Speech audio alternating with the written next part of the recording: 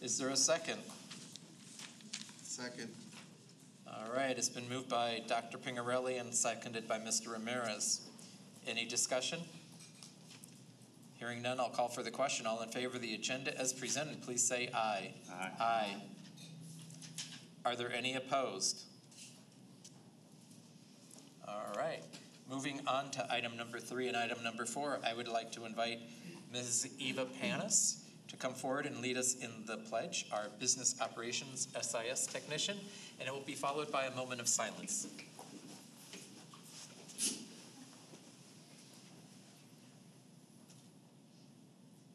join me in the Pledge of Allegiance. I pledge allegiance to the flag of the United States of America and to the republic for which it stands, one nation under God, indivisible, with liberty and justice for all. Thank you.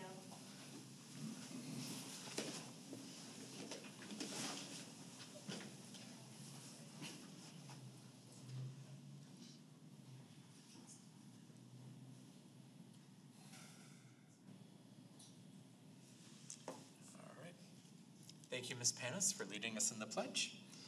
Moving on to item number 5, discussion of the minutes.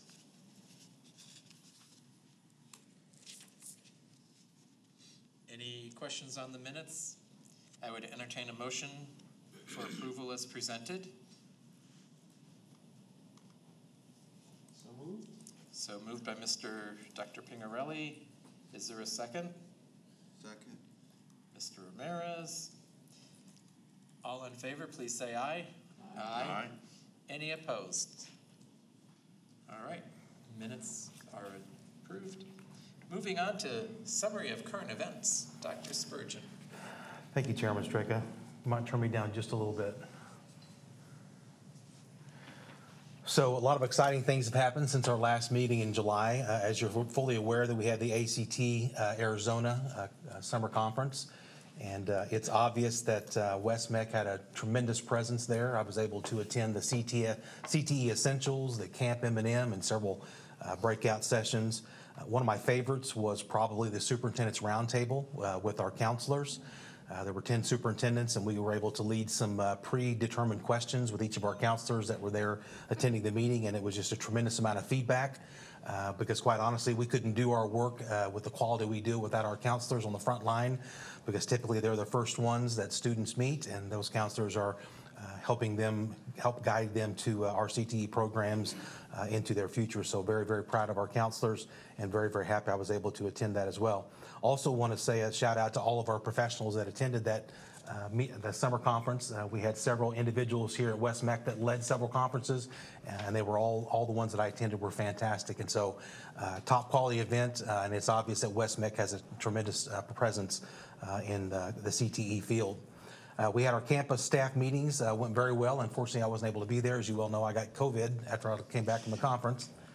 Coming into Arizona, I've had blown out tire, a dead battery, a broken window, and COVID. So I think I've been broken and well.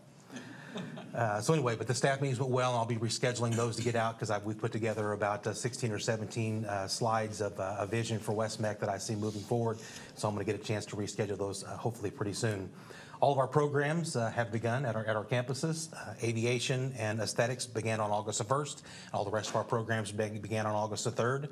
I've been to every campus multiple times. I've been in multiple classrooms, talked to multiple professional instructors, talked to lots of our students, and everybody seems to be really, really happy about the start of the school year. So I'm very excited about that. I was able to attend the Peoria Unified Opening of School event, which was fantastic. They had to split their group into two at CCV. Had the chance to meet their superintendent, Dr. Jason Reynolds, and several of his cabinet members. Got a chance to meet a couple of their board members, including their president, who he and I and David at Northeast Campus have already got a scheduled tour of that campus to make sure that he stays with what's going on at West-MEC. Got a chance to meet a couple of the Peoria Council men and women. So I was very excited to be able to be a part of that event. Today I attended my second CTED meeting at EVET. Got a chance to see a little bit of that campus today, and got an update on legislation, what was passed in 2022, and looking to set some priorities for 2023 as it relates to career and technical education. A group of us met with the independent electrical constructed or contractors. We've had a program with them for the last 4 or 5 years. There was a couple of hiccups in the program, and so we got a chance to get together, talk about program expectations, and how we hold each other accountable to make sure that we follow the guidelines that were set forth, I believe, in an MOU that was put in place probably about 5 years ago. So tremendous meeting, great program, and so we're going to get back together again in a couple of weeks to make sure we're all on the same page to ensure that our students are of great benefit of this program. Got a chance to sit with the City of Surprise and their Chamber of Commerce, where we got an economic update. A lot of things going on around the 303. It was by far the best economic update, even being a previous chair of an economic development group. This was the best I've ever been in and ever seen. So Janine and Seth and another gentleman from, I believe, from the Arizona Commerce are all going to get together to make sure we understand what all's going on and how we can be a part of all the great things happening with the economic development along the 303 and in the Surprise area. So very excited about a lot of things that are happening. And as I've always said, it's a great day to be at West-MEC. All right, thank you, sir. Moving on to board members. Sir. Yeah, as always, CT conference, thank you, Dr. Spurgeon, for being there.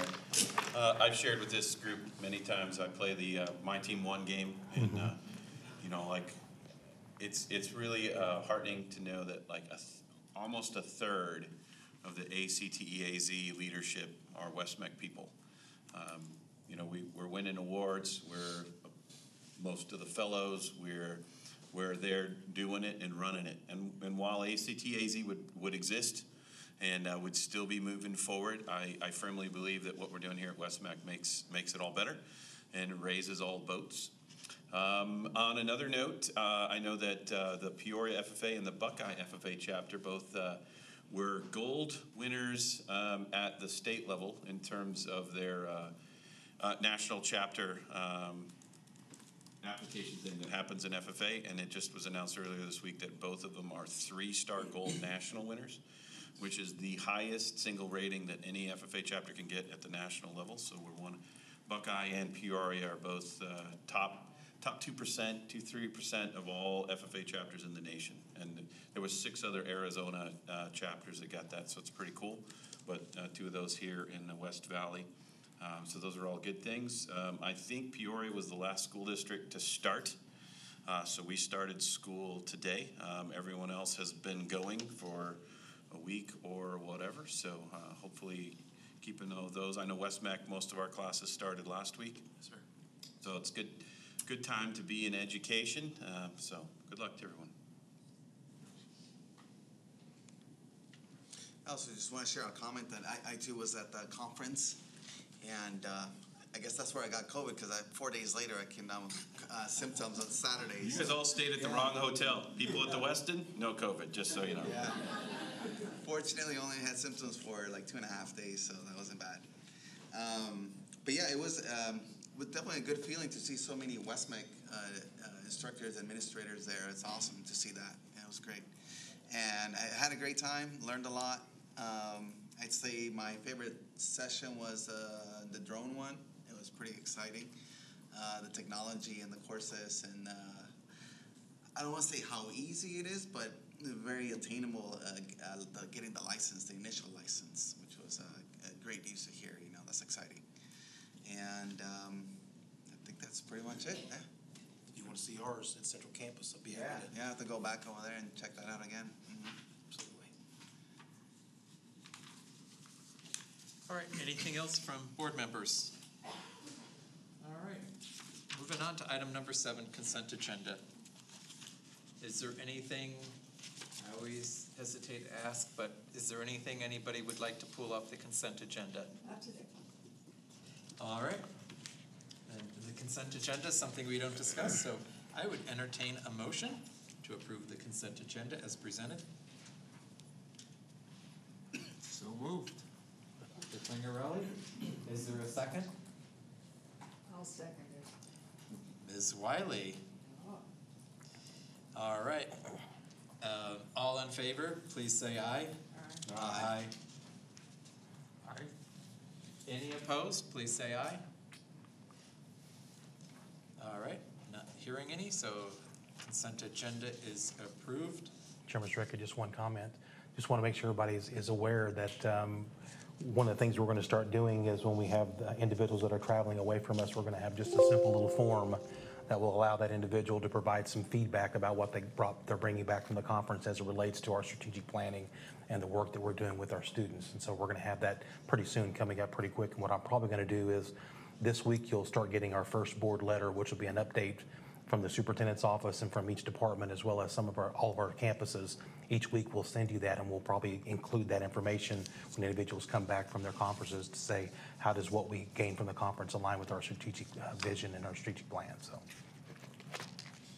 Very good. All right, moving on to item number 8, call to the public. Ms. Markham, I don't have any call to the public this month. Would anyone like to address the board and call to the public? All right, hearing none, we will move on. Item number 9, Dysart Unified School District presentation. Mr. James Greasaber, thank you. While he's coming up, Mr. Chair, Mr. Greasaber won the Administrator of the Year for ACT-AZ. So you're in our group, so I count you as on my team. So Absolutely. Congratulations. Good job, sir. Thank you so much. Yeah. Appreciate that. Congratulations. Yes, thank you. Good afternoon, Chairman Straka, members of the board, Dr. Spurgeon, staff, and community. My name is Jim Greasaber, and I'm the proud CT Director of the Dysart Unified School District, and we are here to present our last year's what happened in Dysart as far as CTE. The first thing I need to say is thank you to the board. For those of you that go down to summer conference and get a chance to see truly what we get to do every year. The professional development that's down there, and as Dr. Spurgeon said, the round table with the counselors, and whenever he says counselors, he means counselors from around the state, not just West-MEC counselors. They were counselors from all parts of the state of Arizona, and so to get that feedback absolutely was terrific. So, but I want to thank the board for going down, and shows your commitment to current technical education.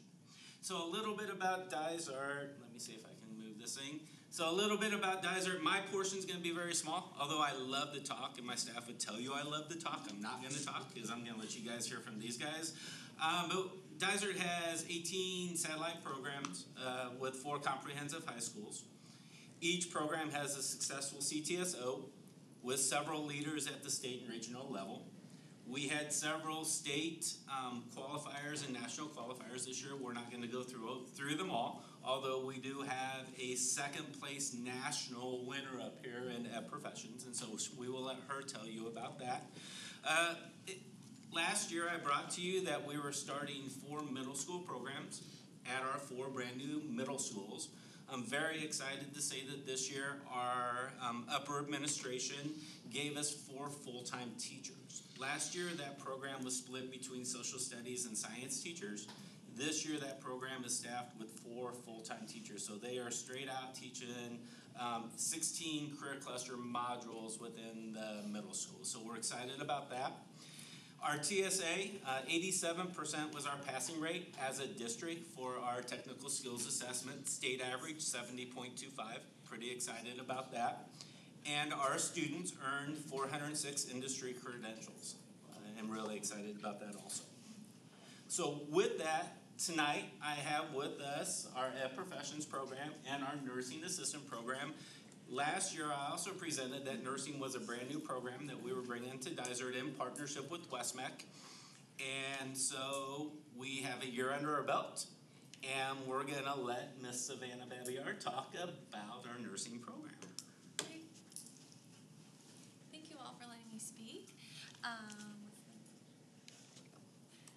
So last year we had 17 students start our first year of the program, and now we are up to 34 students for this school year. So we have doubled our numbers and our enrollment in our program, and we're almost at our cap of 40 students for the program for the year. From the last school year, we did have 100% college and career placement. So the students that were in our program last year are going on and studying pre-med, nursing school, they're going to study neuroscience, they're working as caregivers or CNAs, and they're even going into specific areas in the military. We also were involved in HOSA. We did have a fourth placer in nursing assistant at state, and we also had one qualify and go on and compete at nationals. They placed third at state for human growth and development. We did complete 40 clinical hours for each student at a couple of our clinical community partners. Our two big ones being Sun Health and all that they've done for us. There's scholarships that they have available for our students, as well as they offered a caregiver certification class for our students to get them extra certifications after high school and to continue on with their careers. And we have finalized our partnership with Banner Health, and we'll start working with them this year to have clinicals there as well in the hospital setting. So after the whole year, we did have a TSA pass rate of 94%, so 16 out of 17 students passed, but all 17 students were eligible to sit for their certification exam. 10 out of those 17 students did pass on their first try, so that gives us a 76% on each section of the exam. It's a pretty rigorous exam with two different sections that they have to pass, both of them on at 80% or higher. So it's a very rigorous exam, so we're very proud of our scores and of our students. So I'm going to let them talk to you about the program and what they're doing now. Yes. I'm Lizzie. I was in the class last year. Right now I am working over at Sun Health facility, Grandview Terrace Health and Rehabilitation, which is one of the places where we had our clinicals. I got a scholarship through them actually, and I just took my assisted living caregiving exam and I passed, and so I will be working for them as a caregiver. And then I'm going to go to GCU starting in September to study nursing. Hi, I'm Emmy. I was also in the class last year with Lizzie. The CNA class kind of just helped me understand that I wanted to go into nursing. So I'll also be going to GCU to get my BSN in the 4-year program. And I'm really excited just because the CNA class going through clinicals and being involved in that setting just really helped me understand that that's what I wanted to do and that's what I wanted to study. So it was really exciting. I did pass my exam with an 82%, I think, and it was a very hard exam, so I'm really proud of myself for that. Yeah, I'm really excited. I'm now a certified CNA, so very excited and really glad that I got into this class last year. Can I ask a question? Yeah. Do you find that taking this course has made a difference in your acceptance into the colleges? So I did get accepted before I was in the class into GCU. However, I'm really confident that the fact that I am a CNA and have that under my belt kind of helps to when you have to get into the nursing program at GCU. It's very competitive, as it is everywhere. It's extremely competitive. Yeah, that's why. I am really confident that that will help me get into the nursing program at GCU, although I'm not there yet.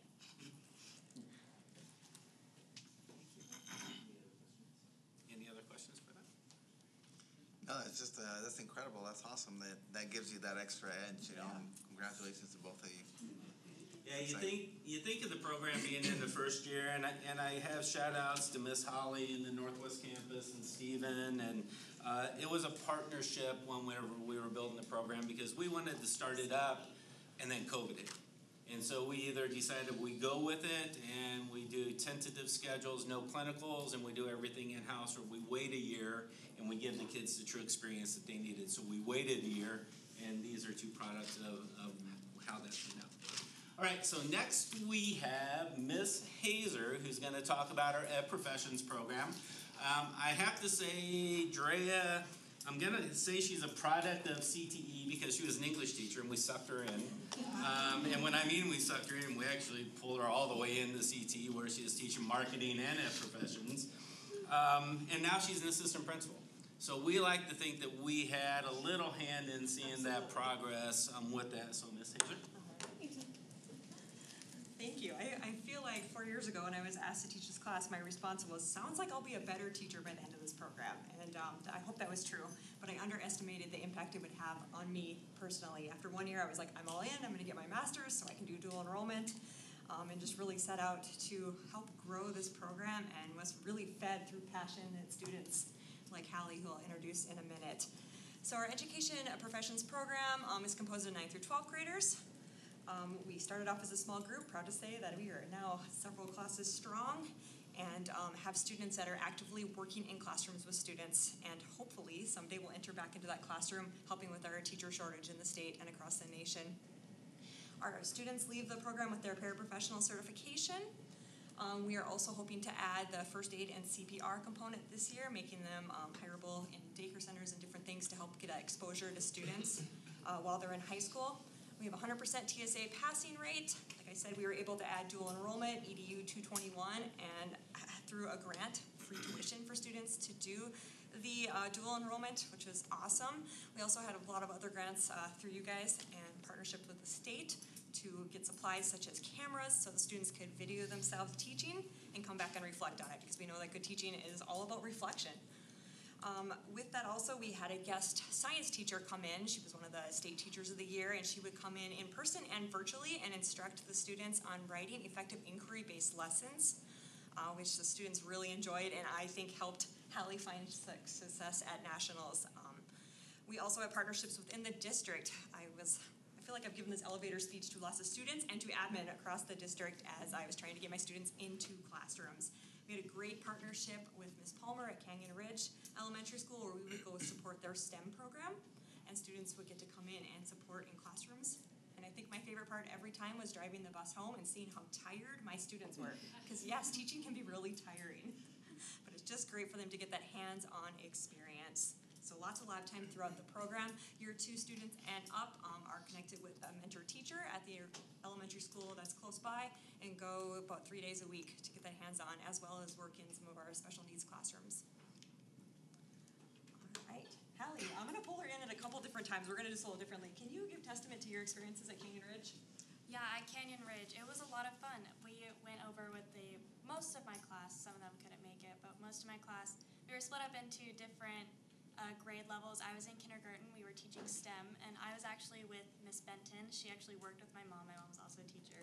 They worked together during kindergarten, so it was awesome to see her again, because last time I saw her I was in 5th grade, and now I'm a junior, senior now. And I got to meet all of our students, and all of our students could not get off of me. They really, really loved that there was somebody new in there, and it was really fun to get to know them and really have an experience inside of the classroom, and I got to help teach the students, and I got to really get to know them. It was awesome. It was really fun. You stay up here.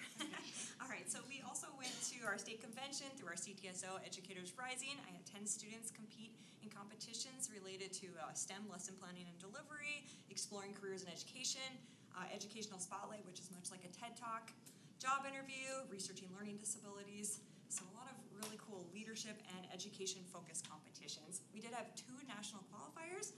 Reese Davis, who is now in basic training somewhere in the military, but hopes to make his pathway back to education, and then Hallie, who just talked to you guys here. I went too far. Let's see. There we go. This summer, we got to go to Washington, D.C., and attend the national convention. I mean, what a great trip in itself, just for the history. The group I took had never been to D.C., so we did get to work in a little sightseeing. As we went around to the White House, the convention was at a great location to allow that. Reese Davis came in exploring non-traditional teaching careers. He shadowed the yearbook teacher and talked about what it is like to be a CTE teacher in his competition. And then Hallie did amazing, did a really hard category. She wrote a STEM lesson. She actually delivered this lesson to a group of students and then reflected with a panel of judges and placed 2nd in nationals. Couldn't be more proud of her. Do you mind talking a little more about the preparation and the competition itself? Yeah. So what I had to do in order to prepare for this lesson was to create a lesson plan. And I didn't want a regular lesson plan. I wanted to challenge myself, and I created a 5E lesson plan, which is a bunch of E's, like explore, engage. There were other ones. Can't remember them.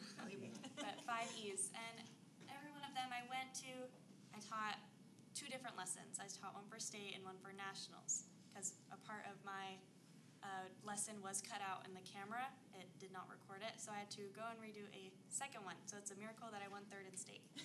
In the 2nd nationals. Nationals. So I went and taught a STEM lesson because of Miss Stacy. She actually taught us, our guest speaker, she actually taught us the 5E lesson plan, and she is the reason why I wanted to do the STEM lesson plan and delivery. So I had to go teach to a group of 3rd grade students, and then I recorded it. I had to cut it down to 10 minutes, which was really hard because you never taught a class, you know how much there is in that. Even though it was just an hour, there was so much in there that I wanted to fit all in, but I had to cut it down to the most important pieces. And then when I went and the delivery part, I went and delivered to a panel of judges. I had to go through everything, what I think I did good on, what I think I did bad on, what I could work on, and the next steps to help with the next steps of the lesson, what I could do better next time. And then they just asked me a few questions, and I feel like I answered pretty well. Yes. All right, what are your plans next year? Next year I do plan on attending NAU. I actually just submitted my application yesterday to it, so it's really exciting, and I plan to either go into elementary education or secondary education in history. You know, teachers can talk, so thank you for listening to us. I appreciate it. Do you guys have any questions? Great job, man. Thank you very much. Congratulations. You're in second place. All right, let me move on to the next, see where I'm at. So the end. So I do have a bragging right, though. Those of you that have been on the board for a while, I've been in my position 8 years, and I want to say my second year I brought our solar car. If you remember, we wheeled the solar car in through here. The teachers put it together. We talked about it, but I need to brag on Mr. Bennett because this year they won the grand champion for the Arizona Racing the Suns solar car race down in Tucson. They were the contest champion, the race champion, best presentation, and then Mr. Bennett won Coach of the Year for the solar car. So I had to brag on that. And as you get to hear these presentations from all the school districts, we have wonderful programs in each of the school districts within the West-MEC area. But without your guys' support and continued support, and again, Dr. Spurgeon, great to have you on board. Thank you to the staff and everybody for all you guys do for us each and every year. And we always end everything we do is we always do what's best for kids. And so we keep that in mind and forefront for all that we do. So thank you. Great job. Thank you. Thank you.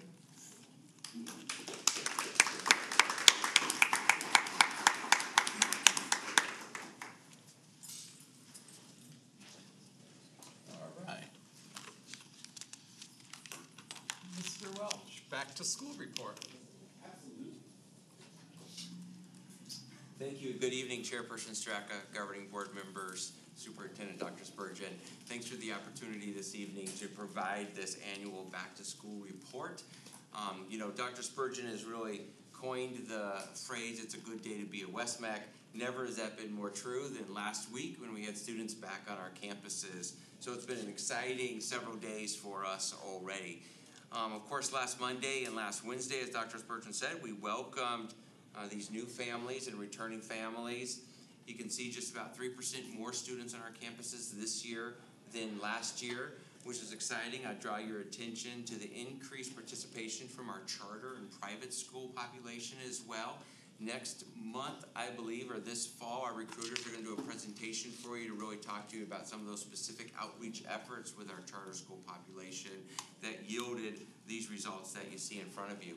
But you can see capacity continues to grow, the capacity on our campus, which has been great because you remember last fall and during recruitment season, during the winter, we were still struggling with some COVID in the community and not everybody feeling comfortable coming on campuses, but those recruitment efforts really proved true for us to be able to contact students. A couple other things I draw your attention to under industry credentials. Later on this evening, you're going to see Joel Wakefield present to you on our strategic plan, and you're going to hear the purposeful work we did last year as a district to really lean into connecting students with those high-valued credentials. Those are the credentials that really represent career readiness, that are required or preferred for employment. And you can see, 78% of our students really left with that. Almost every student left with a credential, but we really grew the population that are leaving with credentials that most matter out there to industry. That credential attainment really has translated into placement in the industry. Really, you can see we grew placement, up to almost 92%. A good number for West-MEC, the highest number really bouncing back from the year before during COVID where we were a little bit lower. In those great programs on campus, it was exciting to, Mr. Ramirez, to hear you say drones, because that's our newest and exciting program on our central campus, where we've got students enrolled doing some exciting things. I'd encourage you to stop by and see that program. In addition to drone, we were able to bring back biomedical at the Northwest campus. We just got a full class of 24 students in that critical industry field. So it's a fantastic time. We're looking forward to this exciting year. One of the things that really makes West-MEC stand out, though, is not only the technical skills taught in these programs, but the professional skills. And so I went ahead and included for you just that professional skills rubric that we're using. In a meeting last week with Dr. Spurgeon and West-MEC, West-MEC really showcased West-MEC as leading our community in teaching professional skills deliberately to students. In the Independent Electrical Contractors Association of Arizona that Dr. Spurgeon mentioned in that meeting, we heard the independent electrical contractors talk about when a West-MEC student application hits their desk, like, you have to react because it's gone in 2 hours. 2 hours or more, that student is gobbled up by one of the firms. Because, yeah, the technical skills are there, but more importantly, the students, show up to the job on time, they have transportation, they don't have their cell phones out during the work day, and that's because of the purposeful work our teachers do with teaching these professional skills. So, as Dr. Spurgeon would say, it's going to be a great year at West-MEC this year. I'm excited to be able to provide you this report and look forward to continuing to tell you these good stories as the year goes on. With that, I'd stand for any questions. I don't have a question, but I do have a comment. I have a grandchild that's participating, and her father was there at the orientation. And afterwards, he says to me, I think she's going to learn something. I mean, he was very impressed just by what you're saying. I mean, the difference in the students who get that versus the ones that don't. I mean, we've heard that forever, and it's great. Great job. And thank you for your family trusting, your own family members to the Northwest campus. We're excited to have her there. On these orientation meetings, they jump right in with the teachers. I loved it. Yeah, with setting career goals, looking at the career trees, and setting those aspirations. It's all about building dreams and aspirations of our young people. Come to school prepared with your uniform on. Yes. Don't tell me if you. I mean, it was just really good the way she laid it out, and it was like, it's black and white, guys. This is the way it works. Good job. Chairman Strecker, one of the other comments that was made during our independent electrical contractors meeting was, out of all the West-MEC students that they bring on board, they've only had to reassign one student. I'll leave it right there, but only one. And so that just tells you that the professional skills, the technical skills that our students are bringing to them, I mean, they're guaranteed a job for 4 years. And so it's just been very good feedback. I have a question on the enrollment number from the member districts. Just curious, the number is less than it was in, not by much, in 2020. Did we lose any programs or anything like that from the member districts?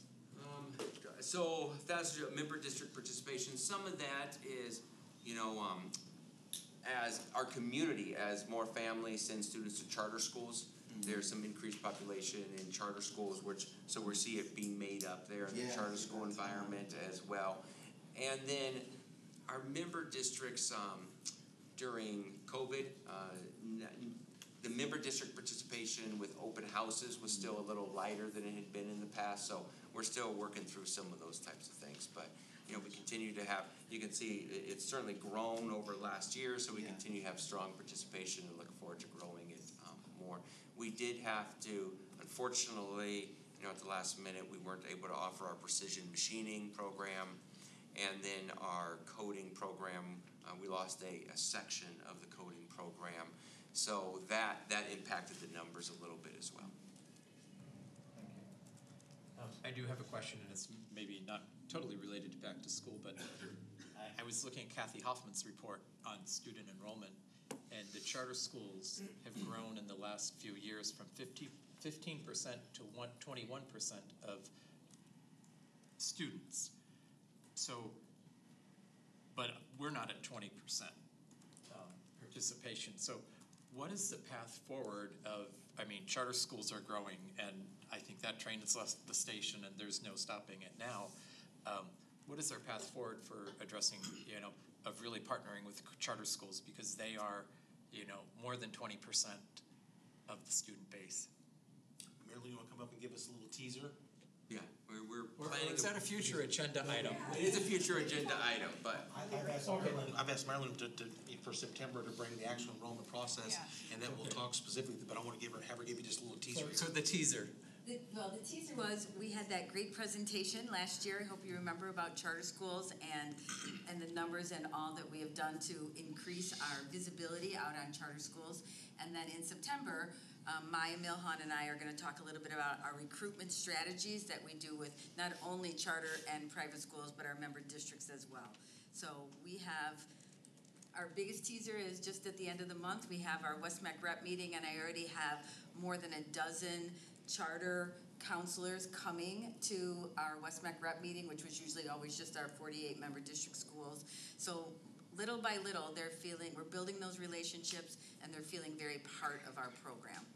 So next month, we'll have more information about what we're doing specifically with charters, as well as the good information I shared last year to watch our numbers grow like they have. We are working on it. Okay. And I would add to even what Marilyn said, even in the satellite world, we are growing and working on those relationships. So the board's familiar with, we've had a long-standing satellite program with Western School of Science and Technology. This year, with Paradise Honors High School, they've got 4 satellite programs at their campus that we're working with. We've talked to ALA Charter School as well about growing some opportunities on their campus. So in addition to recruiting students to participate in central programs, we're growing opportunities for student programs on their campuses, charter school campuses as well.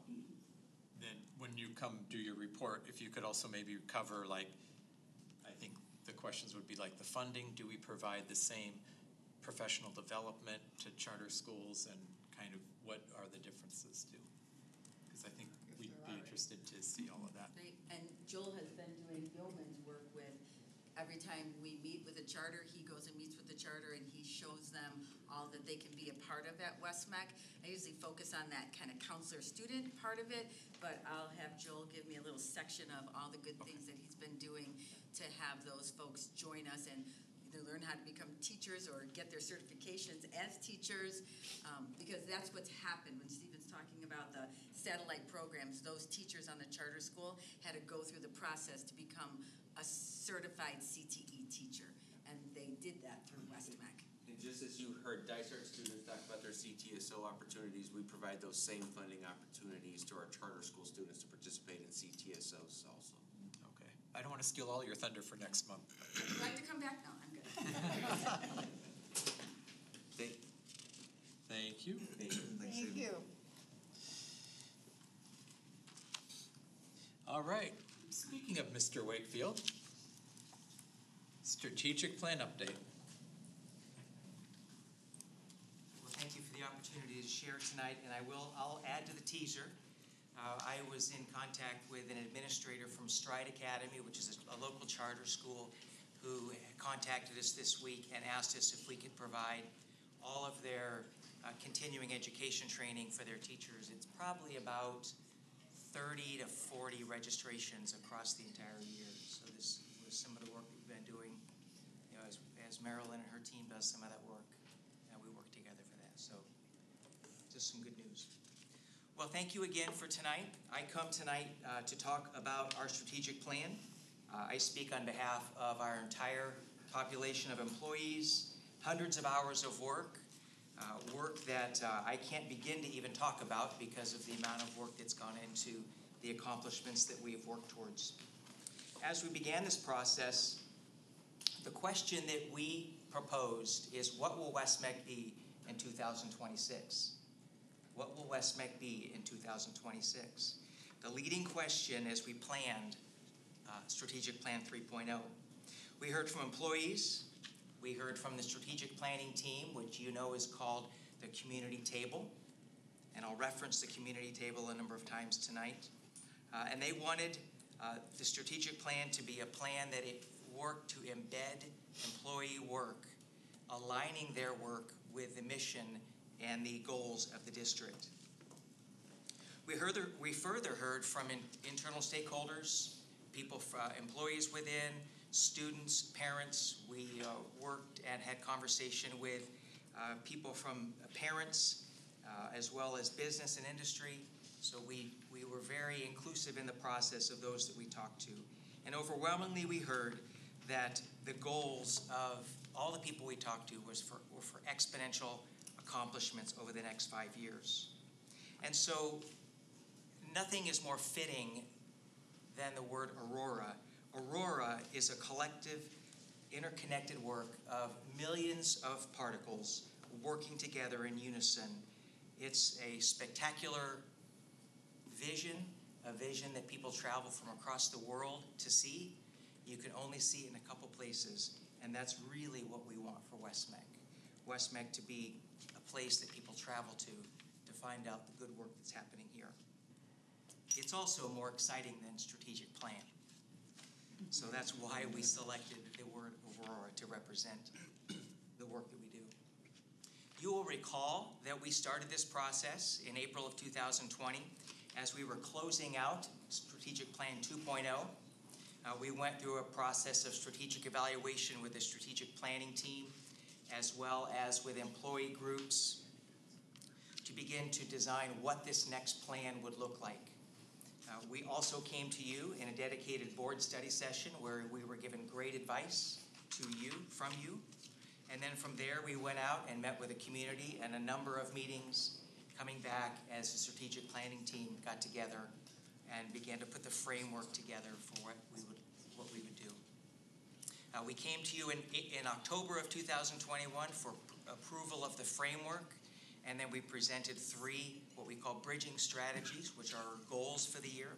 We call them our priority bridging strategies, launching those in October. And all the work that we've done from October 2001 to now is what I'll be presenting tonight. At many of the meetings that we had with staff, we heard overwhelmingly 6 themes, 2 of which I want to emphasize, which I've already spoken about. The first is this idea of job embedded.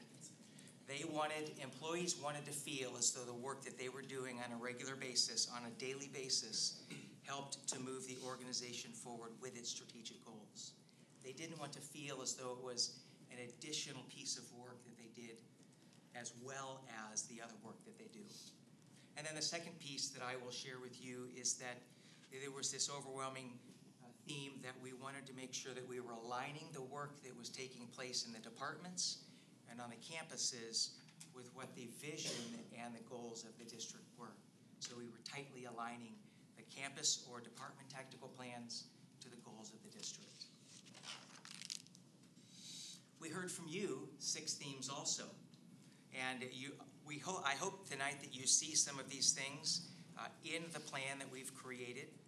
We were given the challenge to stretch ourselves. Let's not settle for mediocre. Also, making sure that we can clearly define the metrics by which we measure the success, as well as some other opportunities in here. Encouraging that we think about all of our students, adult ed students also. We came away from all the planning and the design, and I believe you have a copy of the text version of our 14, what we call bridging strategies. And you can see 2 here that are highlighted, industry credentials. Mr. Welsh referenced those already, the work that we've done on that across the organization, as well as career literacy. You'll see the little asterisk in there, asterisk representing the work that was done in partnership with Mark Perna and Tools for Schools. So we felt like it was important to put effort district-wide with that, as well as the work that we were doing with him. So those were 2 of the goals that we selected for this last year. The other goal that we selected was around recruitment and retention, and I'll take a moment to explain that when we get to that, but also aligned to the work through Mark Perna that we worked on. We identified 3 priority bridging strategies, 3 goals for the organization. those being industry credentials, students earning what they call a career-ready credential. It's either preferred or it's required by that industry. Preferred meaning that there's preference given to the individual that has that certification when it comes to hiring. We've heard about the professional skills and the value of those too. The second around career literacy, helping our students understand what they can become, and then when they realize what they can become, how do they do it? What are the steps they go through to doing that? And I'll talk about that a little bit more also. And then the third goal is this idea of how we intentionally recruit, capitalizing on the good efforts that we already have in place, and then taking recruitment and ensuring that we keep those recruited students all the way to retain, to ultimately be registered and then attend our programs.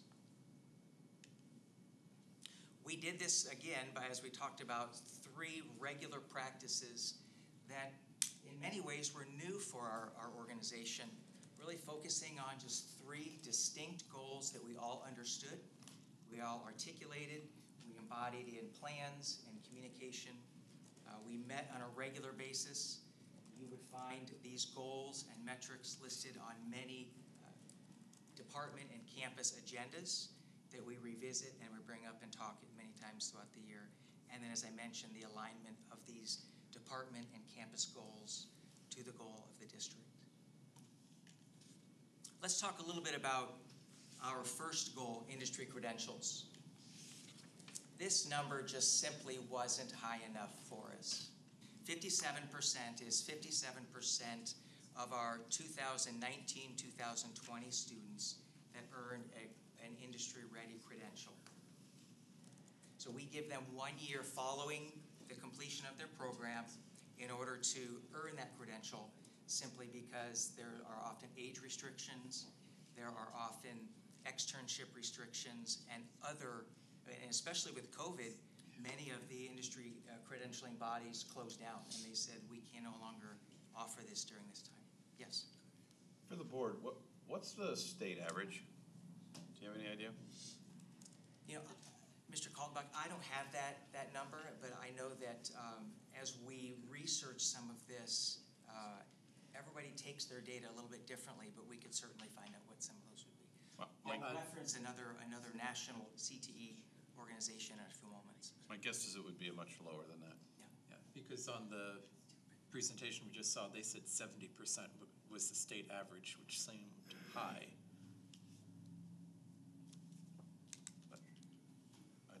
It was like 70.3% or something. I think that was a different number. That was the TSA. That was passing the technical skills assessment. This is actually getting to credentials. This is the credential that our programs are aligned to. Yeah, but you had a lot of difficulty, I mean, you throw COVID in there too. Right, but I mean the state average is gonna be, my guess would be 20, 30, somewhere in there. So, but 57 wasn't good enough. So because of that, we designed the goal that we would design and implement this system that really required our entire organization to work together to ensure that our students were earning these preferred or required credentials. We set ourselves as a stretch goal.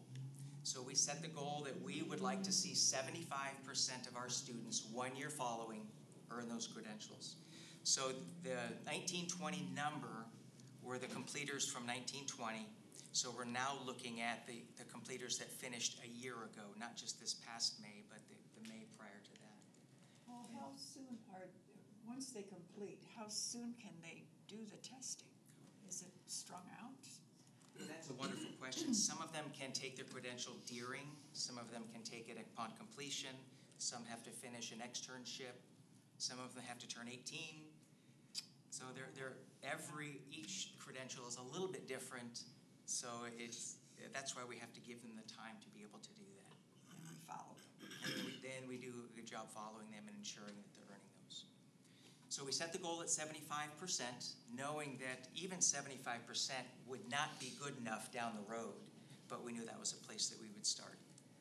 So in May, I presented to all staff and said we were at 77%, but between May and June, we arrived at 78% of our students. So we went from 57 to 78 in 1 year. And that's because of, and I will share a little bit of what I can really share, but this is yeoman's work across the organization, all moving in the same direction. So how do we do it? How did we as an organization collectively do this? And so I show you some of the, and this is not comprehensive, this is just a sampling of the work. Notice how that we involved all of the different departments. We here represents all the different departments. Campuses wrote these credential goals into their tactical plans, and they aligned the work that they were doing. Career services really carried the weight of this with career services and all the work that goes into that. So they just did an incredible job. And then even you think about the work that communications has done to keep this in the forefront of social media and encouraging students in many ways. C&I did some excellent work with providing training for teachers on how they align their test questions that are aligned to then what they're going to see on their certification exams. Human resources, it may seem very trite, but we're able to provide fingerprint clearance cards for student on extern. So there were many opportunities that these small little contributions were all working together in unison to be able to have this occur. And again, this is just a sampling of what we did as an organization. And the reason, the reason I like this slide when Joel and I talked about this is really it's about how effective is the system overall. It's not one individual department, one individual person, it's a system, and systems are built to produce the results that it gets. And so that's why I wanted to show this slide to say, how does everything work collectively together for overall system effectiveness? Any questions about industry credentials?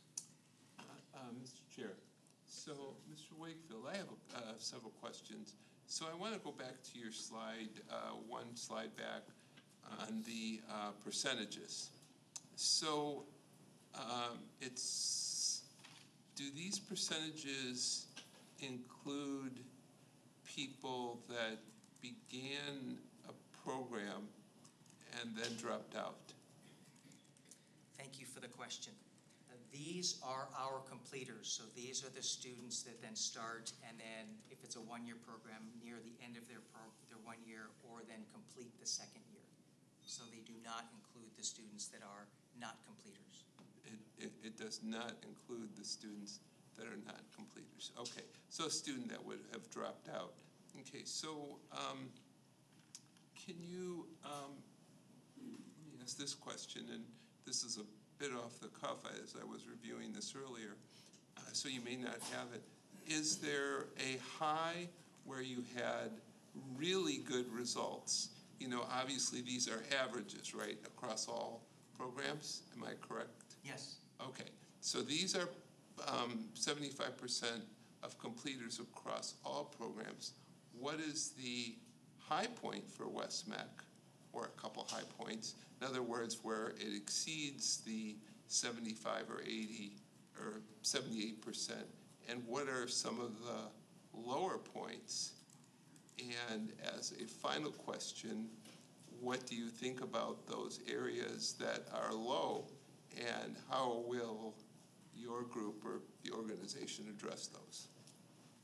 Thank you for the question, Dr. Pingarelli. If I could make sure I'm clarifying, you would like to know which programs exceeded the 75%, and then which programs possibly did not, that were much lower than that? Yeah, much lower. I don't have that data currently. We have that data, I just don't have it with me. But what we did is we tracked all of the programs and their progress through these required and preferred, so we can most certainly provide that for you. Okay, and the reason I asked that question is because it's really good to see where the ranges are and the top performing programs. We kind of have an idea of it, but also where aren't we doing as well? And then when you come before the board, hey, board, this is what we might need to really bring those numbers up, because if we can bring those programs up, if they're important, the overall composite number will go up. Excellent point. And one of the things that causes us to do is then we work with industry to ensure that our curriculum is aligned to what the tests have. We helped them to understand the best method to take the tests, and all of those are there opportunities to prepare for the test. So there are many things that we could use for that. So Right, thank you. and I don't think it's, necessary because,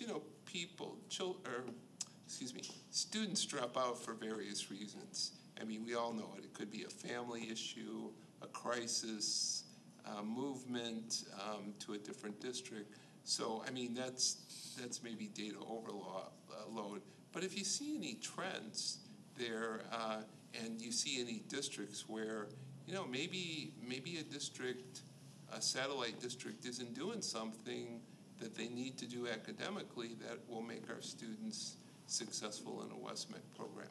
So it's just a little bit more of a drill down, and those are just suggestions. Well, thank you very much. I appreciate it. So let's move on to our second goal. I shared with you very briefly about this idea of career literacy. Career literacy is an important component so that students, our current students, as well as the students that will come to us, know what they can become and then ultimately how to do that. And this continuum of career literacy experiences truly came out of the challenge of ensuring that we can help them to understand that our 28 programs don't equal 28 careers. It's not a one-to-one. 28 programs, as you've seen with career trees, it could equal thousands of careers. And I never realized I could become that. Or, wow, I thought I wanted to do this, but now if I see all this, I want to go in this aligned career field. So it's understanding all of the events that help students to be able to understand that. We measured it in two ways. We measured it by all completers sharing a meaningful post-high school career pathway. So what are your plans after high school? And this is something that we have always kept for a number of years, but we really went back and looked at the questions that we asked. We looked at the process, how we asked the questions. And so our high school, our secondary students ended the year with 90% of them sharing this post-secondary career plan. Now, our goal was all of our completers. We hit 90%. There were a couple reasons that we could dig into. I know that there were some staffing changes at a critical time where making sure we had the people in place to do that. COVID, and we presented this to all the students, but because of some of the unforeseen circumstances, we didn't get to all reporting out. But I am pleased to say that 100% of our adult completers, as they exit, have an exit interview. So and the one thing that's unique about, we can't combine the two numbers because the cohorts are never the same. High school starts in August, ends in May, and then our adult cohorts are on a whole different cycle. So we track them separately. But they have a very similar set of exit questions that they work through, and then they follow up with them. So we're doing a very good job of ensuring that we're meeting measuring that and working with students there. The second way that we measured career literacy was that of the providing of summer camps. As you have heard, summer camps are a new endeavor for West-MEC. It was something that we have not done, but felt like it would connect with other initiatives that we had going on. And it really was an opportunity to connect with students before they come to West-MEC. We had, because of the good efforts of campuses, good efforts of, again, student services, career services, just the yeoman's work that it took them to work through that. We had 200 students that registered for this. First year, 200 students. We thought that was a great number to start with.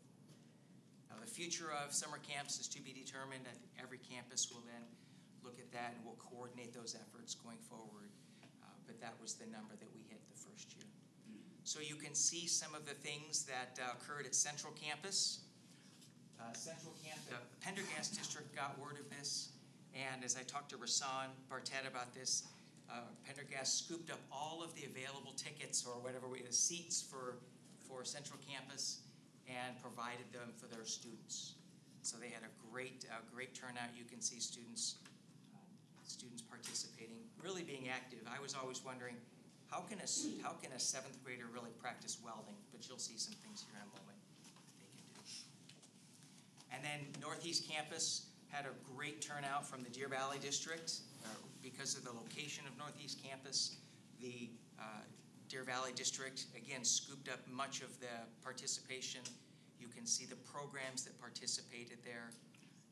Nothing more exciting to junior high boys than RC cars, but really as we introduce them to the world of automotives and so forth. Students practicing some of these skills that they would have in class.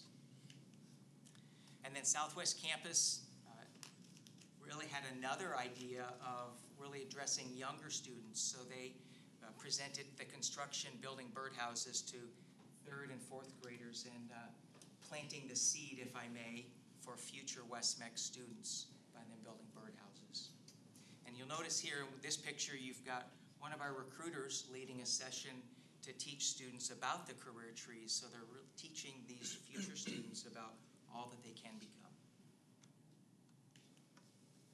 And then Northwest Campus did a robotics camp, junior high students, where they built, you can see them building these little robots, and then you'll see them they followed this path, they programmed them to do some of this. So a lot of this STEM programming, computer work that occurs. So just a short sampling. The next slide we'll share, you'll see a quick little video that our communications department put out. I could probably see where it'd be promotional for next year.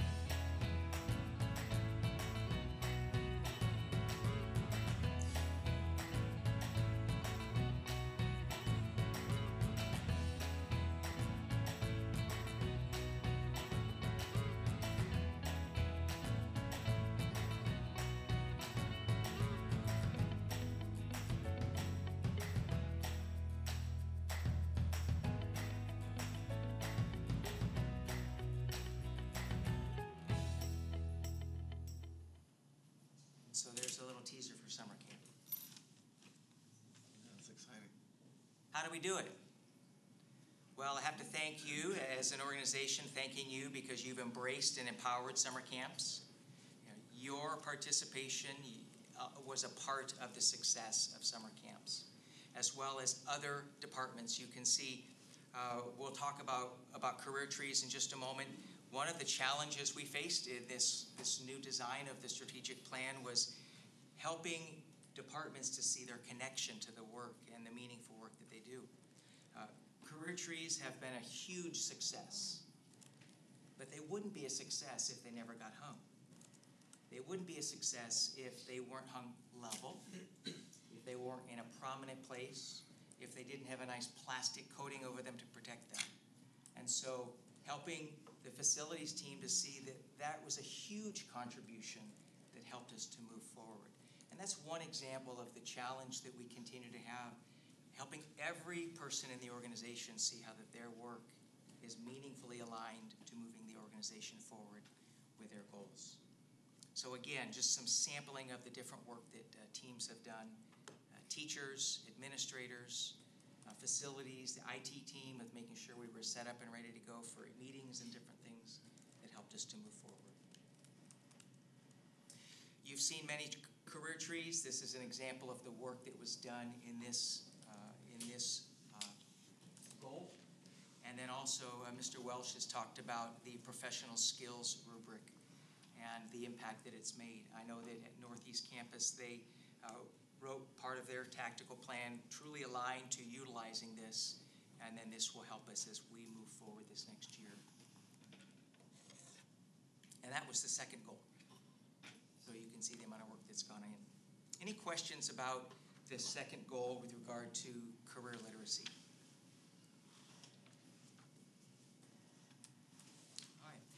third goal was around this idea of recruitment and retention. And we wrote the goal that we were to create a life cycle connecting all of the good recruiting efforts that we already are doing and the idea of having more to come, so that students benefit because our campuses are in communication with different departments that put them all together. It's truly a coordinated effort where we have these opportunities to check in with students with these touch points, meaningful events throughout the recruiting season for students. You think about summer camp, what a great recruitment and then hopefully retaining intervention that we have. So what the team, the Career Visions team, which was a team which I'll share in a few minutes, did is they were creating this timeline that we'll be implementing this year. And I've modeled for you, this is not the timeline, but this is a quick sampling of the timeline, where we take events that start in September, for example, open houses, tours that we provide, lunch tables that might occur at a satellite campus.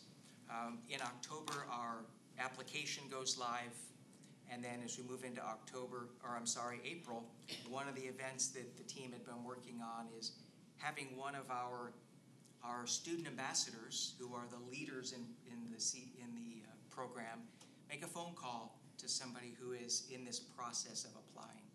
Nothing better than a student talking to another student. So coordinating all of these events to ensure that they're collective, coordinated, and really produce the result that we're looking for. So they work to create this, and the communications team will then be presenting this or completing this as they do with putting together excellent publications for us. Here's another part of the work that they did with the creating of what they call career points. Career points sit on the desks of all of our member high schools, helping the students and our counselors to know a little bit more about our programs. Notice that the culinary arts, a program that we currently don't have on a central campus, but it is a partner program.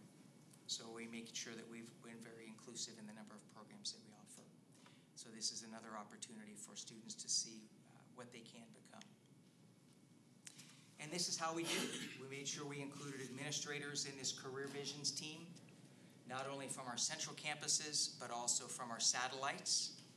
We had a sampling of teachers, counselors were a part of this, career specialists, and we looked at all the events that we do for recruiting and then keeping those recruits so that they actually will one day become students.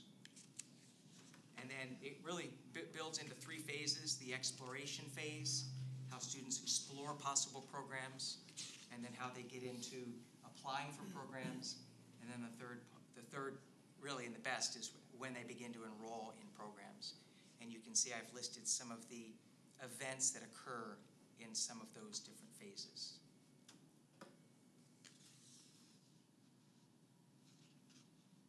Any questions about recruitment and retention?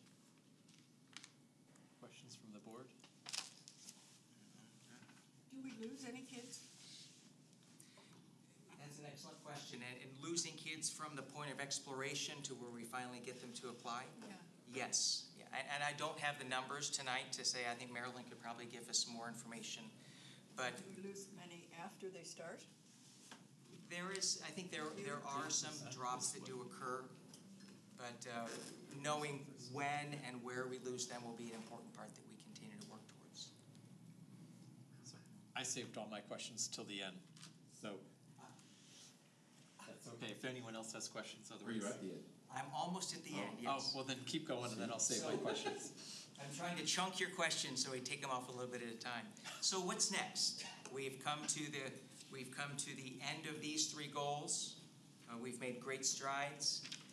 I believe that the next step really is to begin to think about what will we begin to address. What are the goals for this school year?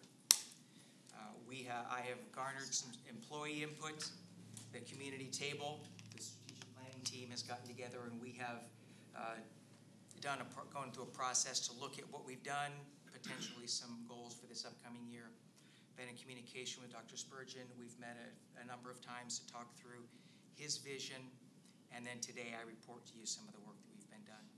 So with that, I'd like to turn it over to Dr. Spurgeon. I know he would like to share some of his vision for what this might look like. Yeah, one of the things that Joel and I have talked about is more board involvement with, I don't know if you've done this before, but I've always been a part of having a board member or two on maybe 4 or 5 select committees at the district level.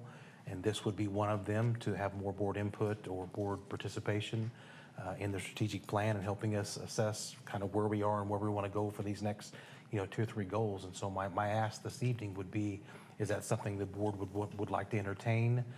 Is that something that we could explore and get back with you? Are there members that might have some interest in specific areas of the district that you may want to be a part of? But we know we need your participation in the strategic planning process, and I just want to know if this would be a way for us to be able to do that for the board. Yeah, I don't think the board's ever been asked to participate before. I'd be open to participate. Yeah, absolutely. Okay. So, maybe, go ahead, Dr. Pingarelli. Yeah, I think, for example, in Peoria, what they do is they typically do it at the beginning of the year, but they will have different committees that are part of administration or the community, and they ask board members to sign up for each of those. So they have a specific list. So I'm on board with that. It would be good to just get a list from, your team, and then, various board members could sign up for areas of interest. Awesome. One example might be Mr. Wakefield. I'm sure you've heard, it's been within the last couple of days, that the federal government is going to come in the state of Arizona and give an appreciable amount of money for the biosciences and bioscience training. Now, I don't know if that money goes to 4 years or community colleges or CTE, but we should find out and what we can capture on that. And that would be something where my background, I'd be very interested in participating, both from just as a member of one of those committees in that area.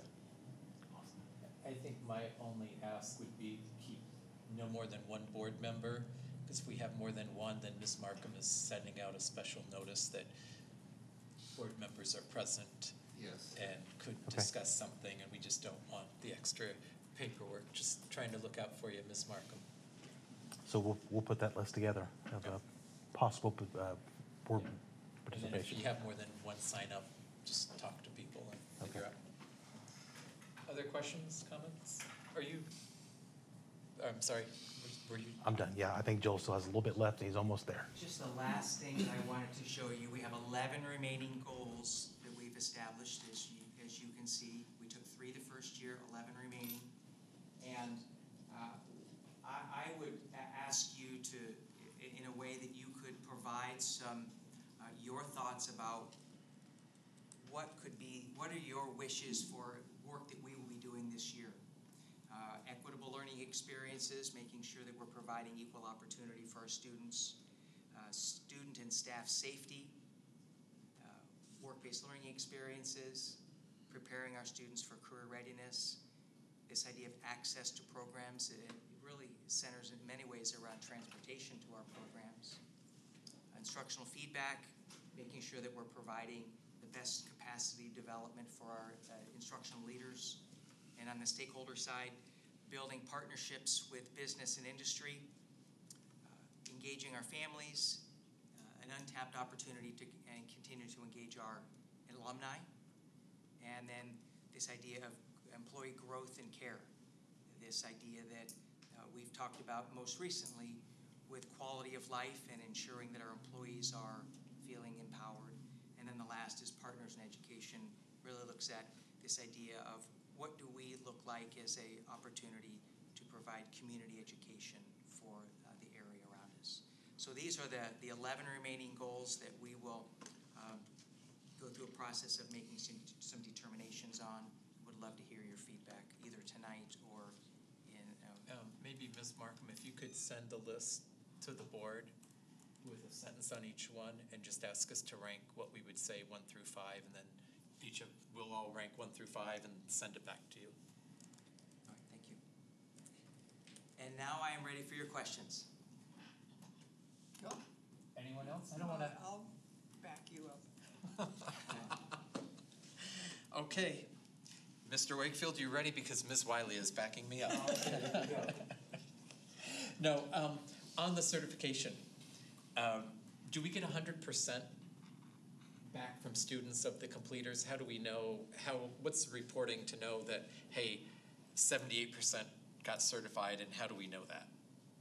And is that out of the full completers, or is it only the ones that report back, and what's that number? Can I defer? Stephen, thank you. The question is, how do we know the number that have actually taken the Assessment certification? and passed, or we get to 78%. Chairperson Straka, governing board members, Dr. Spurgeon, thank you for the question. It is like many of the answers, it differs by programs. So if it's a certification that students can take when they're in the program, we often, teachers are there and they see the results and we can record it in the program. And that happens for about 70% of our programs. So an automotive student taking an ASE exam, the career services person proctors it on the campus, they take the exam, we see the verification that they earned the ASE credential, and that allows us to log that credential into the tracking system. For those programs that happen after program completion, it's a little more reliant on the student to share that information with us. We've got some agreements with some of the certification bodies that allow us to go in. So for instance, our pharmacy teachers can go into the pharmacy system and they can see the test as a licensed pharmacy teacher. But other times we have to rely on the student to show us the credential. So when we do the placement follow-up survey process, it's one of the questions and we get some of the data that way. But to answer your question as the number, that 78%, it's 78% of the completers, of all completers who completed the program, that's the percent that earned that credential. So what percent haven't returned back? Because there's an opportunity that 78% might be 80%. Yeah. Do we know what that percentage of missing information is? So this kind of goes back to Dr. Pingarelli, your good question that you asked about which programs are we excelling at and which programs are there still opportunities, which answers your question, Chairperson Straka. There are, so through the process, we've got several programs where we're at 100%. So automotives with ASE, because we've got such control over it, we know what's happening. 100% of students in automotives last year earned an ASE. The programs, Dr. Pingarelli, that are a little more difficult for us, last year, 2 years ago, pharmacy tech was almost at zero. But through digging through the data, we've put in some things where last year all students at least set for the test to get the test information, and we've gotten that up to about 48% now, so we're still digging through some of those things, but it's really going program by program, doing Chairperson Stracker and Dr. Pingarelli, exactly what you guys have asked us to do is looking at those opportunities. We've realized that, boy, hairstyling is better when we can load all the kids in a van and drive them over to Tempe to the testing site.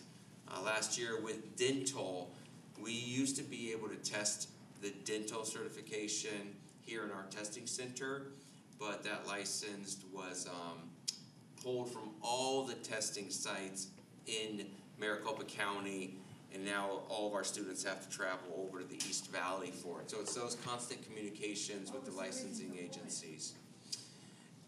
Someone got the exclusive rights.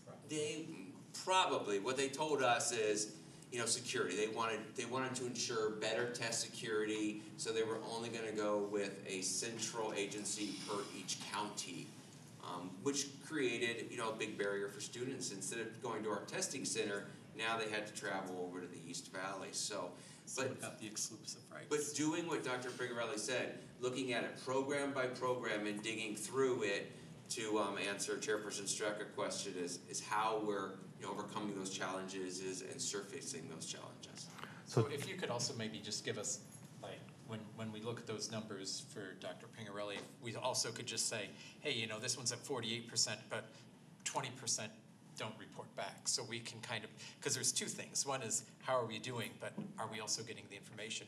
And then the other question I would ask is, while we're getting that, can we get salary information? Because I'm thinking, as Marilyn's out there recruiting, if she could go out there and say, hey, we had 100 graduates last year and their average starting salary was $100,000 a year, every parent's gonna wanna get their kids signed up for the program. And so it's just, we can use some of it for recruiting as well. So, keep, and hey, 80% passed. Thank you. It's a great question that we have included in our placement survey, and we'll continue to include it. A lot of people are afraid to answer the question, don't give us the answer, but we will include it on there. And later this fall, Jessica with Career Services can do a board report on our placement process, because that will give you some of this unresponsive rate, Chairperson Straka, that you're looking forward to. It's interesting you asked the question, because Joel will tell you, I asked him the very same question, didn't I? I said, so not everybody reports back, so it could be 82%. I mean, it could be 79. Because my first question was, is this everyone we can find, or is this the total of the number of students who actually were completers? And the answer is we can't find everyone. We don't get a report for everyone, but we still take it out of the total number of completers. Maybe mention all the steps we go through to find them. So, practically. Yeah, so the process begins with our teachers. Our teachers, through their good relationships, they have the best relationship. They know where young people usually go.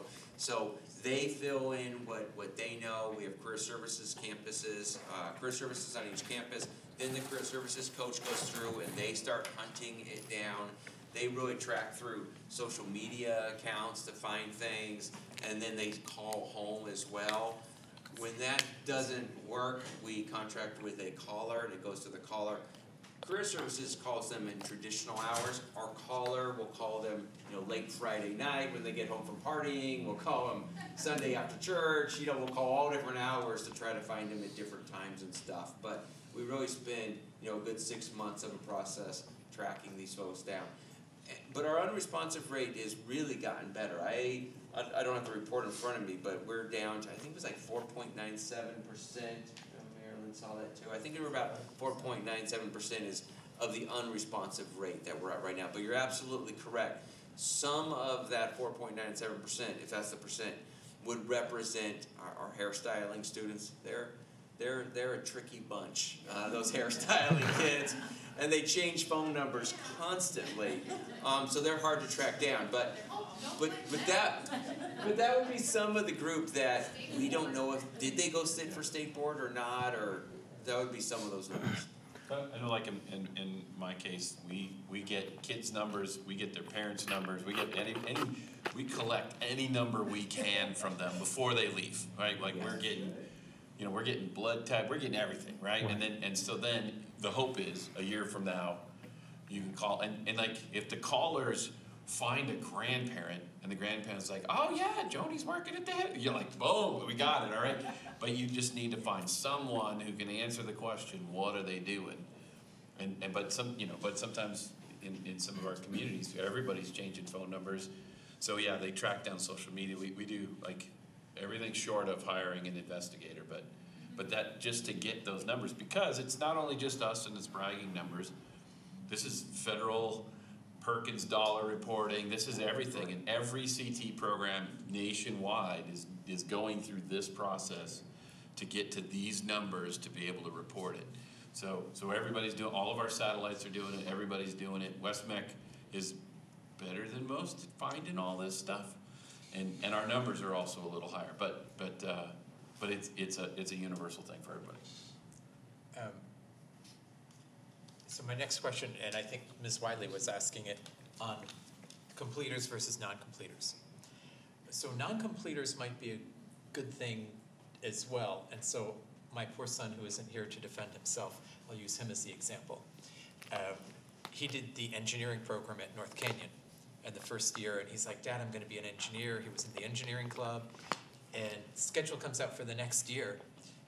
Engineering 3-4 is not on there. And I'm like, Frank, how come? I don't like it, Dad.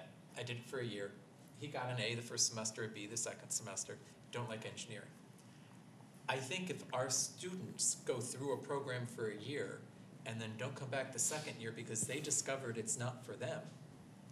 It's like for my son, I saved a year of college because he didn't start in engineering, he started somewhere else, and still only took 7 years. But we, part of it is career discovery. And if a student discovers this isn't for them, there's nothing wrong with that. They went through the whole year and they gave it a shot. So when we have those dropouts, and I think it was 92%, and our second year comes back as 89%, if 11% decided this wasn't for them, that is still a win for us, I think. Because well, the one thing that seems like maybe I dropped it, but it seems like there was an opportunity if they started out in something and found out in a month or 2 months that it wasn't for them, but they wanted to go to another. Does that ever happen? Or am I dreaming? Well, 2 months into a program, it's difficult to transition a student into another program because you've lost 2 months. Yeah. I've had, when I was over at Central Campus, I had a student that struggled in welding and didn't finish the welding program, but came back the following year for precision machining and just loved precision machining. Okay. So there are opportunities that I think that we work with. I mean, I would think that. But yeah, see, that's the example. They didn't like welding. It wasn't for them, but they love precision. To me, that is it's like the old Thomas Edison. I found 1,000 ways that though you can't invent a light bulb. I only needed to find the one that worked. Well, it takes it takes time to get to the one that works. Do we exit interview the ones that don't come back? Do we find out why? I believe we try to meet with every student who is leaving and get some information as to why. I don't know the exact questions. Yeah. Do we ever do anything with that data?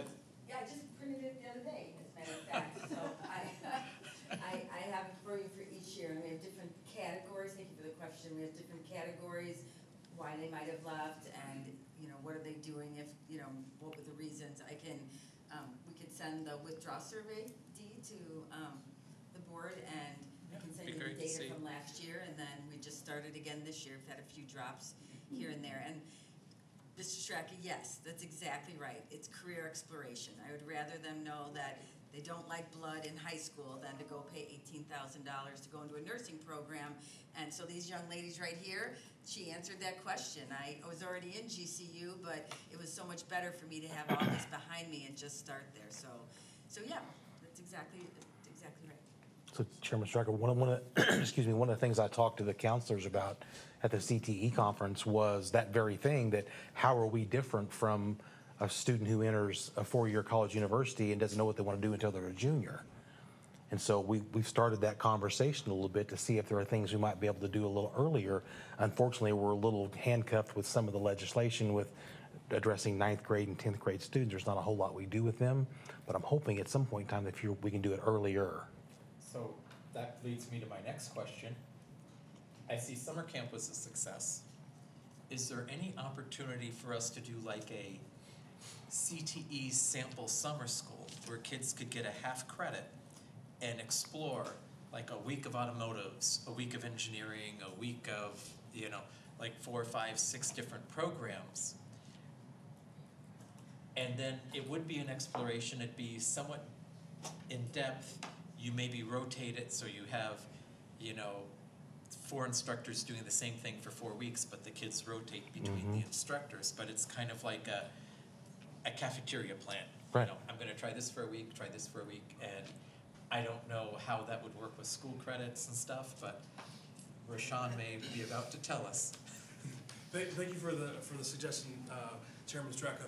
Part of our summer camp, that's what they did was exploration. We didn't have the credit piece since this is our second year, but at most of our summer camps, all students got to taste 5, 6 different programs to see if they liked it, what they didn't like. One of the great things is during our avionics, when we did it last year, as a girl, she was deadly afraid to do some of the wiring, and afterwards she was the best one in the class. Again, this year we had one of the students who didn't want to weld, and all of a sudden he didn't want to leave the welding after that. So, but part of what we're doing afterwards is we're helping track these students. So the recruitment team, we're doing a drip campaign, so we're seeing these students if they can continue on into either CT programs in in the 9th and 10th grade or into our programs 3 years down the line. So we're just trying to see, where are these students going to see if these summer camps make a difference. As you know, our rubric for our program is kind of a holistic rubric that Student Services has done. Part of the kind of bonus the students now get is if they've attended summer camp. So if they've gone to an open house, if they've done some of these things before, part of that is actually if they do a summer camp now. So as far as the credit piece, I don't have an answer for you, but as far as just getting them exploring all the different programs, kind of immersed in it, we're looking to even double the hours and double the things that they can do in the coming years. Yeah, because I'm just thinking if a kid could do PE online for summer school, this would be a whole lot more fun than PE online. Mr. K.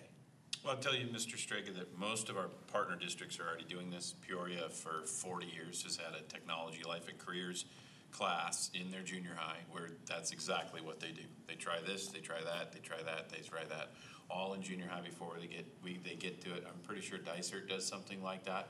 The whole point of West-MEC partnering with Pendergast and our elementary districts is that very thing, right? That's what we're doing there is experiencing CTE before you get to high school. I know Buckeye does a similar, thing. It's a little harder in some of our union districts because like the union district doesn't have access to the 7th and 8th graders because they're in the elementary district. But the unified districts are all doing that because it's a way that they can get that experience. And maybe while having our own summer camp is great, maybe we can push some of that stuff into some of those other districts and partner with the satellite districts that already have programs.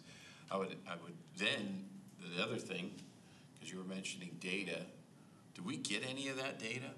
Do we get to see Peoria's TLC data? If we asked them for it, like how many of those kids are making that? I mean, that was the one thing we were always asking, like the Pendergast people, was like, all right, so your kids did all this. How many of them ended up in a West-MEC program? Right? I don't know that we ever see that. They say they know that, but we never see it. That might be a thing. Hey, we're giving you this money. How about you give us some data and tracking that? But like those partnerships between ourselves and all those satellite programs could be pretty beneficial. And they're already doing all of this training stuff, and those kids are getting credit, right? That's a thing they're doing in school. Yeah. I know Peoria tried a summer camp, CTE camp, back in 06, 07, back in the day. We did a CTE camp. So, like, these are all great things. I think maybe partnership and synergy might have. Well, I'm just thinking we could dip in for a semester. You want it so you can go. Well, no, so that we can dip into the funding for summer school. If we right. Yeah, and then there's the state, the governor's new summer school program, right? Yeah, getting some of that. I'm just. You're right. No, Did we apply for any of that? We didn't apply for any of that governor's money. No, our West-MEC Alliance was heavily involved in it, and like Joel said, Pendergast supported a lot of that. One of the things we were looking at is trying to make sure it was a pretty low fee, but we want to make sure it's our students will be able to access it, but we had some consumables and those type of things. So, second year around, so we're just trying to build the program and see what it looks like, and make sure it's all accessible. We have looked through some of that paperwork. Some of it was just so arduous. It was just like, I'm gonna spend more time filling out this paperwork for the governor and the grant and all these things and actual programming and doing what we need to do. So our West-MEC Alliance was heavily involved and helped support those. And there, like I said, there was a small $25 fee from the parents also. I'm good. Okay, we're good. I will leave you with one thought, my final thought. So the question was asked on credentials, how do we stack up against the state? Well, if we look outside of the state, how do we stack up against the nation? Data is hard to find, but I was able to talk to somebody at Francis Tuttle, as you know, well-known CTE Technology Center in Oklahoma, and across the last 5 years, they have what they would call industry endorsed. So 86% of their students complete a program are what they call industry endorsed.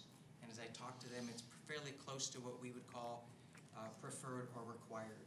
So we're at 78 in 1 year, and across the last 5 years, they're at roughly 86%. So as we think about what we do going forward, I leave that with you as something to think about. So thank you. Okay.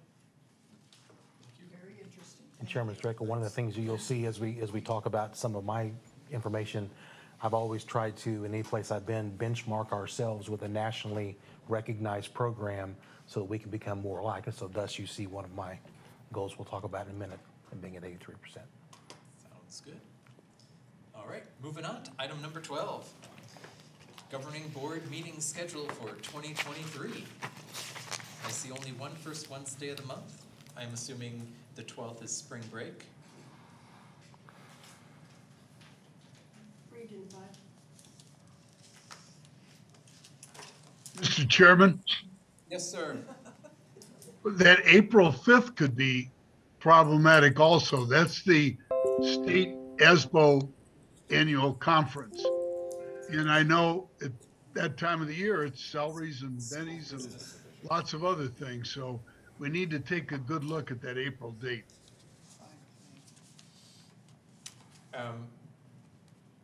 Is there a pleasure of the board of the 5th or the 12th? What was the 12th? What, she said the 12th was Region 5. None of the board goes to Region 5. None of the board does, but all a the whole house- bunch of our staff do.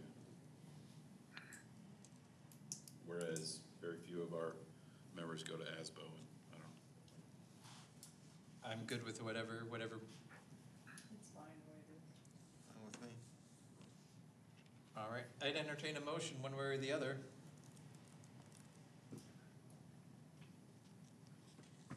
One way or the other, we need to approve a calendar. I move that we accept the meeting calendar as presented. All right, is there a second?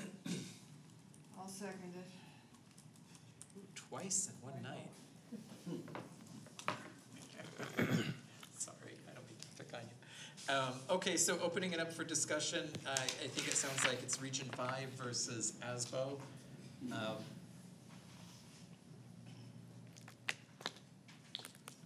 What would be staff's preference to prep?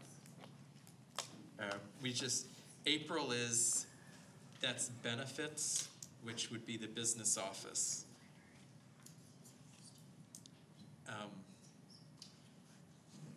So are we better off moving to the 12th? Because does the business office go to the Region 5 as much as they would go to ASBO? More to ASBO. More to ASBO, so would it make more sense for us to go to the 12th thinking that the business office is gonna be involved in the budget and benefits? Or would it be better?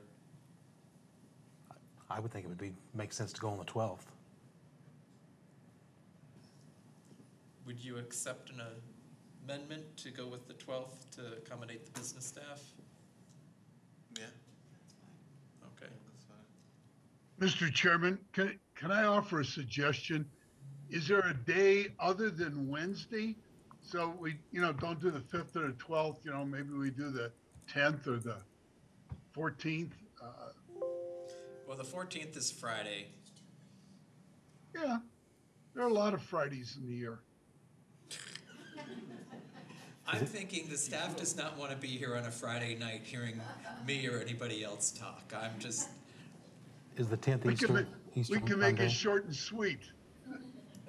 Could we do the 10th? That's Easter Monday. So the 10th would be, what about the 11th? When does Region 5 start? I don't know the answer to that. When does ASBO start? Wednesday. Could we do the 4th? Tuesday. I can. I can. Oh, wait a minute. Now, that becomes a travel day to get there. Well, just get there early and you can do Zoom. Would you be willing to Zoom there? I could do that. But whatever today, my battery went dead when I went off. I had to come up here and get back on power. But which one of the 10th? The 10th is the day after Easter. That means The 10th would work too. Okay, seems like there's a little bit of confusion. Do we want to just go with the 5th and then ask staff to come back with a recommendation where we could accommodate conferences and stuff? Are you guys good with that? That's fine. That's fine. All right. Any other discussion? So the motion is to accept the calendar as presented, and we'll just ask staff to try to accommodate something else on the 5th.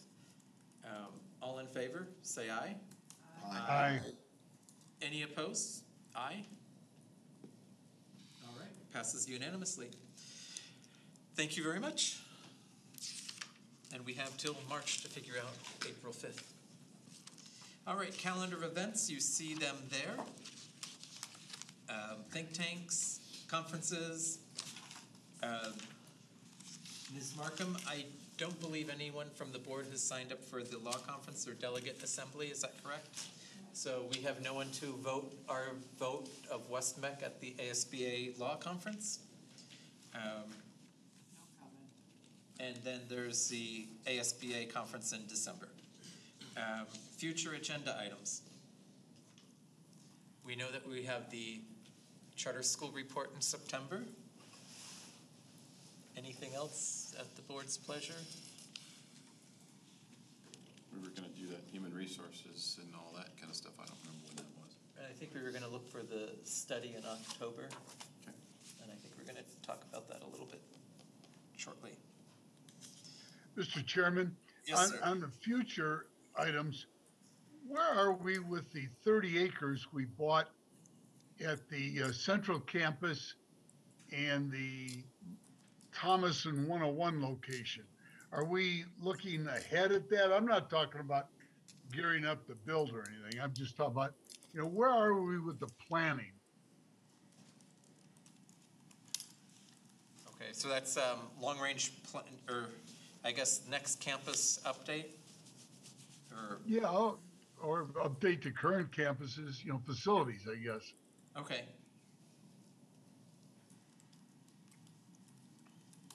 And it ties into Dr. Spurgeon's goals. I noticed he wants to utilize our facilities to the best extent we can. I think that's just awesome. But I think that ties in to what we want. What programs do we want? What kind of expansion, adult education, etc. Okay, great conversation. Can we wait till we get an exec session? Sure. All right. Any other agenda items? Hearing none, I would move to item number 15. Would anyone like to make a motion to go to executive session? So moved. Mr. Miglarino, is there a second? I'll second it. Ms. Wiley, on fire tonight. Any other discussion? Hearing none, I'll call for the question. All in favor to move executive session as described in the agenda, please say aye. Aye. Any opposed? All right, we are in executive session.